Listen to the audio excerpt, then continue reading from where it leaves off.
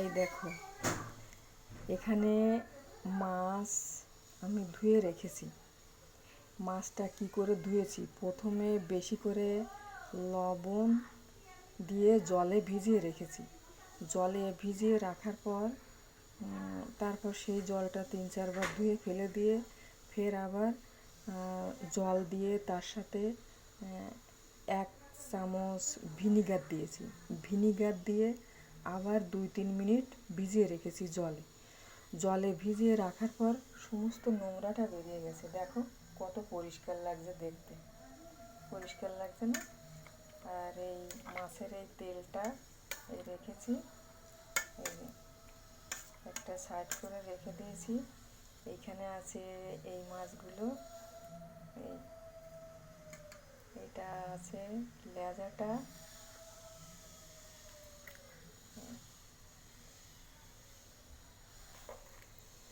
এই হচ্ছে মাথাটা মাছের।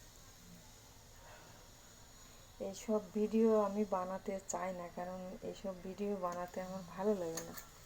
ভালো লাগে না কেন, আমি মাছ মাংস খুবই একটা পছন্দ করি না, কিন্তু ভাবছি এটা একটা ভিডিও বানিয়ে রাখি, যদি আমি সবাইকে দেখাতে পারি। কারণ এটা আমি কেন দেখাতে চাইছি তারও একটা কারণ আছে। আর এই দেখো, এইগুলো হচ্ছে পেটের যে মাছগুলো সেইগুলো। এইসব ভিডিও আমি কেন দেখাতে চাই না সেটা বলছি। কারণ দেখাতে চাই না কেন, এগুলো আমি একেবারেই পছন্দ হয় না বললেই চলে, মানে খুবই কম, এগুলো খুবই কম আমি খাই। আর একটা হচ্ছে, তো ভাবছি বানিয়ে রাখি, সবাইকে দেখাতেও পারবো। আর এই জন্য হচ্ছে বেশি আমার একটা ইন্টারেস্ট এর প্রতি। আর এইভাবে মানে ধোয়াটা তো ধুয়েছি, আমি আবার মাছ ভালো করে না ধোয়া হলে আমি সেটা খেতে পারি না, এটা হচ্ছে একটা বড় সমস্যা। আর মাছটা যেহেতু আমি কিনেছি সেহেতু ভাবছি এর ভিডিওটাও বানিয়ে রাখি।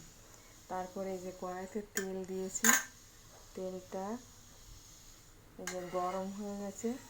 আর এই মাছটা আমি কিন্তু হলুদ মেখে রাখিনি, এই মাছটায় মশাই কামড়াচ্ছে, এই মাছটায় আমি কিন্তু হলুদ মেখে রাখিনি। হলুদ মেখে কেন রাখিনি সেটাও বলছি। হলুদ মেখে রাখলে মাছটা থেকে হলুদটা তাড়াতাড়ি পুড়ে যায়, মাছটা কিন্তু ভাজা হয় না ভালো।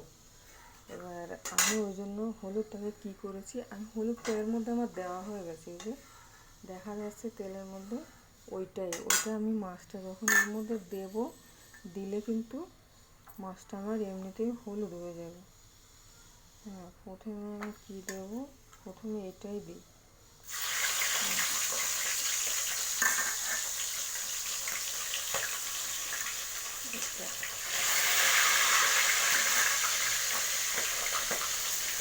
ভিডিও বানানোও খুব মুশকিল, এই তেল গায়ে ছুটে লাগবে, কোথায় লাগবে, একজন ক্যামেরাটা যদি ধরে তাহলে ঠিক আছে। অ্যাকচুয়ালি এই ভিডিওটা আমি এই জন্য বানাতে চাইছি, কারণ সবার মাছ ধোয়া অনেকের আবার পছন্দ হয় না। এবার এটাই প্রথমে লবণ দিয়ে ভালো করে যদি না ধোয়া হয়, তারপরে ভিনিগার দিয়ে ভিজিয়ে রাখতে হবে, তাহলে এর বাজে নোংরাগুলো বেরিয়ে যায়। তারপরে হালকা গরম জল দিয়েও ধুলে ভালো। তারপরে এবার এই ভাজা হচ্ছে, এবার এই মাছগুলো যে আমি ভাজা করছি এগুলো একেবারে পুরো লাল কালার হয়ে যাবে ভেজে।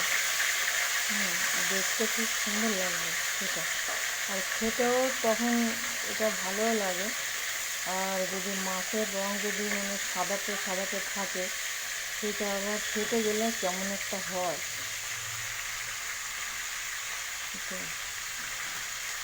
এবার মাছগুলো আমি পুরোটা আমি ভাজাটা করবো, সেটা ভিডিওটা অনেক বড় হয়ে যাবে, জানি না কতটা এখানে আমি দেখাতে পারবো।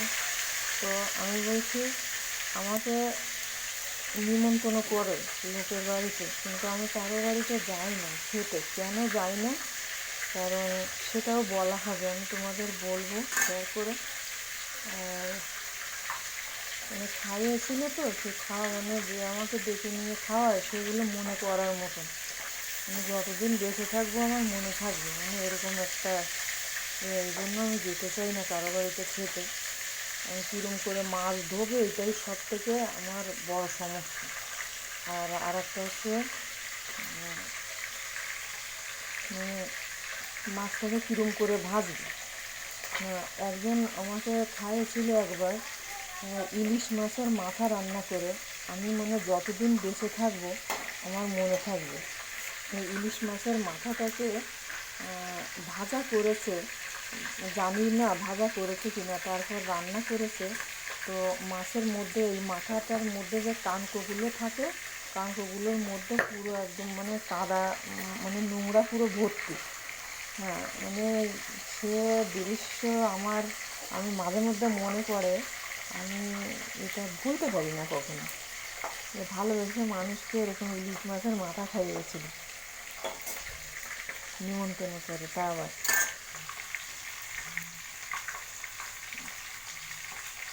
এটা মাছ ভাজা হচ্ছে।